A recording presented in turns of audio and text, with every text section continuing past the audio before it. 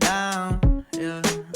I've been feeling so. Hello everyone, welcome back to my channel. Today we're going to be talking about how I revise for my GCSE and A-levels and diving kind of deeper into what revision method to do when, long-term versus short-term revision, because when I was doing my GCSEs, I was very confused about what thing to do when, like how often I should do each thing, when in the year I should do them. In this video, we're mostly going to be talking about the idea of long-term versus short-term revision. These things are not based off of like research that I've done, they're solely based on my experience of year 11, 12, and 13 revision. When I was in GCSE in year 11, I was getting to the point where I was like, what am I supposed to do right now? Like, for example, if I was in January and I wanted to start revising, I didn't know what I had to do, because if I was to do like really intense revision, would I even remember it come June? Probably not. So the revision that you do in April is very different to what you do at the beginning of the year in September.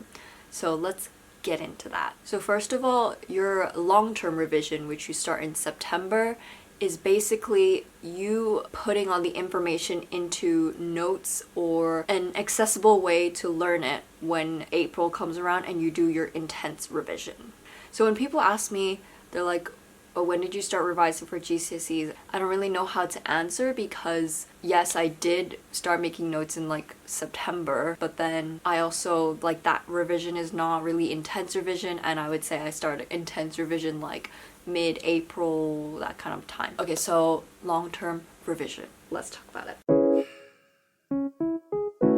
Okay, so this long-term revision, ideally you start at the beginning of your course, or in September, or at the beginning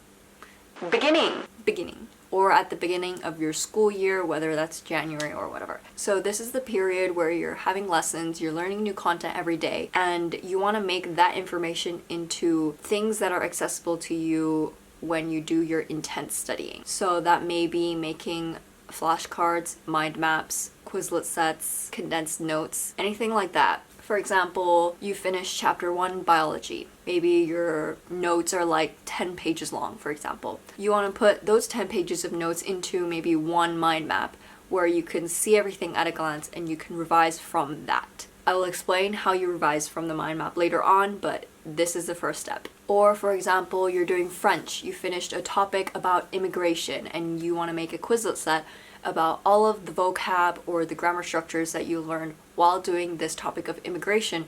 So throughout the school year, you can kind of do the Quizlet sets and do all the tasks that they have on there and learn from the thing that you made back in September.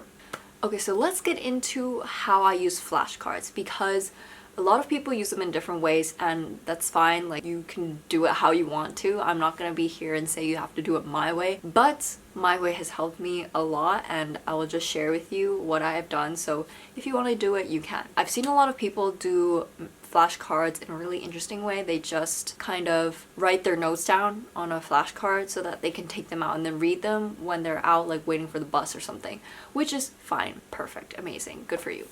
But for me, I found that to be not as helpful. So basically how I do it is, it's as if the flashcards are there in front of me to test me on my knowledge, as if there was someone in front of me asking me a question and I answer them.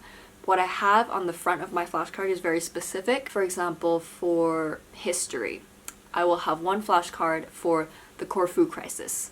So I will write Corfu crisis at the front, and then on the back I will write everything related to the Corfu crisis that I want to remember for the exam. For example, the date, who was involved, what happened, what was the aftermath, and things like that. And then after I've written everything on the back, I will see what kind of sections there are. For example, I wrote the date, so I go back to the front and I write date. I go to the back, I see that I've written the order of events, and then I'll write order of events at the front. I'll see that I've talked about the aftermath on the back, then I'll write aftermath. So when you get to the stage where you're learning from the flashcard, you can look at the flashcard, see the front, it says date, order of events, aftermath, and then you can say, okay, it happened in 1923, tick. Blah blah blah, Tellini was killed and then Mussolini went and took the island, blah blah blah, tick. And then aftermath, I don't remember the aftermath or if there was any. But anyway, tick. And then you'll know that you have actively recalled that information and remembered that, and then you can then go to the back and check that those answers were correct. So that is basically the way that I do my flashcards for biology. Is exactly the same, just that the titles are different. So for example, I will have a flashcard on tertiary protein structures, then I will have like a diagram on the back maybe, and then it might say like diagram structure, and then I might make myself like draw it out on a whiteboard, and then I will look back and be like, okay, that is correct. And then I hope that makes sense to you guys, but it was really crucial for me to understand like what worked for me. So I hope you like figure out what kind of flashcards work for you if you ever make them. I personally find them really useful, so yeah. One thing about like notes and mind maps is, so for me, I did history, biology, drama, and French. For history, I found that I did make mind maps, but I found that making like just notes in like this order, like page by page, was a lot more useful in kind of remembering the chronological order of things. Whereas for biology, chronology doesn't really matter, so I would just have them all on one mind map, and that really helped me. You just gotta find what works for you, what works best for the subject, and then you are good to go. So now for the short-term revision. So for short-term revision, you can kind of start March or April if your exams are in June. This stage is about getting all of the information that you had on your notes, flashcards, mind maps into your brain. You need to use the resources that you made from the long-term revision that you've made throughout the year and get it into your brain. And how do you do that? Okay, first of all, flashcards, easy. You go through them and you actually have to sit down and do them. You can't just like take 5 minutes. I don't know. I guess you can, but like you actually need to treat it like a real revision thing, not just something you do like while brushing your teeth. You can't like half-ass it. So sometimes I will like actually take 30 minutes and sit down and do the flashcards and then put the ones that I did to one side, or like if I didn't get them, I'll put them back in the pile. You can figure out whichever way works for you. I don't know if you've watched Unjaded Jade. I mean, you probably know who she is. She is like the revision queen. Well, she doesn't really do many revision videos now, but like back in the day when she did A-levels. Anyway, so she spread her knowledge and she talked a lot about blurting. So what is blurting? Basically, you get like a chapter heading or title, and then you just blurt out on a piece of paper. You write down every single thing you know about that subject, chapter. Maybe you take like 10 minutes to do it, and then afterwards, like you check how much you've remembered, how much you've missed. If you've missed it, write down what you've missed, and then like that is really good active recall because you are using your brain to think about what you know, what you don't know. So one thing I use my blurting with is my mind map. So if I've made a mind map for biology, I'll look at it and then I'll kind of note down the like every title, and then I'll try and replicate that mind map onto another sheet of paper. After the 10 minutes, you can compare, see what you've missed, and then learn the parts that you've missed.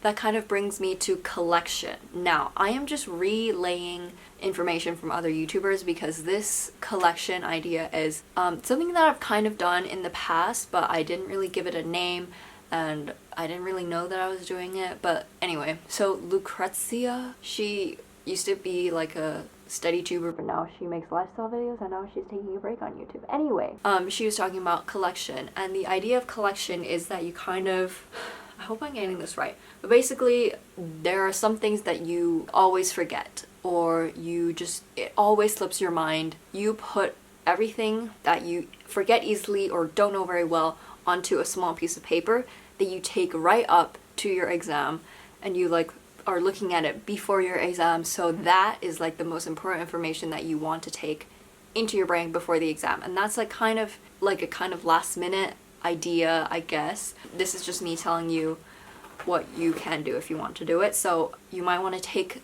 your blurt with the gaps. You might want to take what you missed from the blurt and put it into your collection notes, and you take it to your exam. Well, not to the exam, but like while you're going to the exam, you can look at it, and then hopefully you remember that stuff for your exam. Okay, so I haven't mentioned this at all, but usually I will do a past paper or start to do past papers around this time. I don't really like to do past papers before because I don't like there's so much content that you haven't covered yet, like what's the point? So doing past papers during this time is super helpful. You can watch like Unjaded Jay's video on the MARCK, MARCK. Just watch her video, I'll link it down below so you can watch it.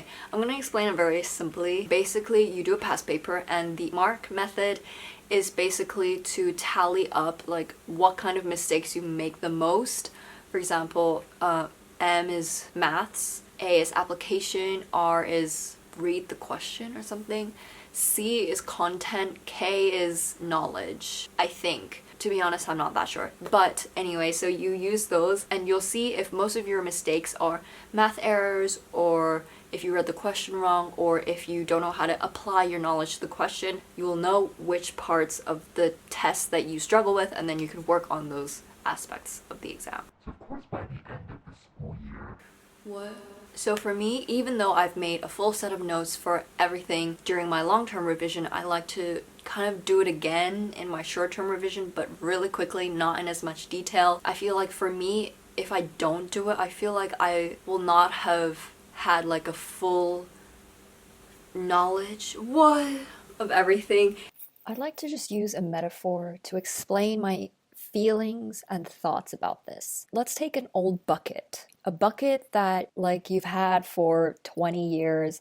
You don't really know if it works or not. So you start filling it up with water, and you realize that when you start filling it up with water, there's holes. And so you patch up each hole as the water is pouring out of it. Another way to do it is to look and see if there's holes, patch them up first, and then you pour water in them, and then you won't have things spilling out. So that's the way I like to think of it. If I don't revisit everything and put everything in my short-term memory once again, then I'll feel like I'm trying to fix all these holes in the bucket when I could have fixed them earlier, if that makes sense. Basically, I just like the idea of going through everything once more in one single format, so I will just make notes on everything again, but like in even more condensed formats, just so that I've read through everything again and I am reminding myself the content that we've covered in the past.